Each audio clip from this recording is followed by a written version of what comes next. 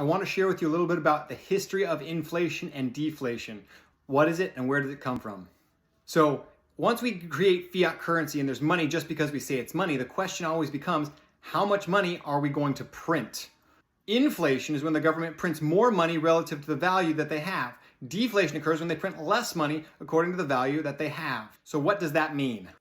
A lot of people believe that prices going up is caused by inflation, but prices going up can be caused by demand. If there's a lot of people bidding on the exact same house, that will make the value of that house go up. However, if the government's printing lots of money and everybody has more money, then there's more money competing for the same amount of goods. And so everybody having more money can also make the price go up, because if you're a smart salesman and there's more money competing for the same goods, you're going to charge more.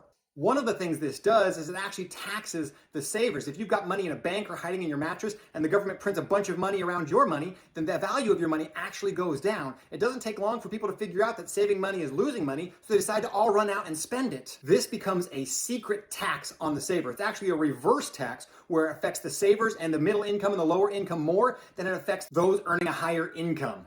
And this is a secret tax. Most people don't even realize that it's killing them, and they wonder why they're not getting ahead. Now, I want to talk about why the government likes inflation.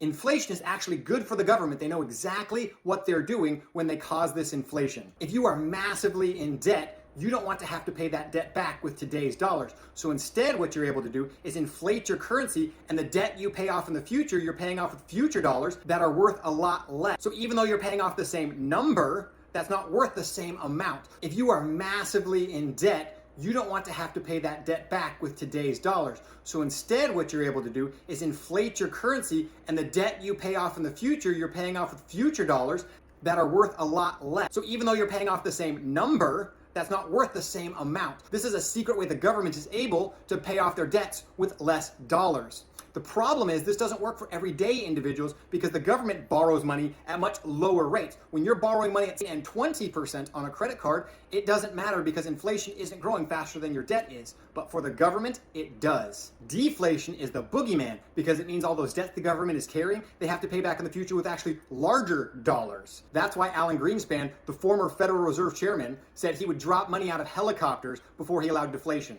Inflation and deflation are government controlled. They know exactly what they're doing. They're working with the Federal Reserve to control how inflation and deflation works in their best interests, not yours.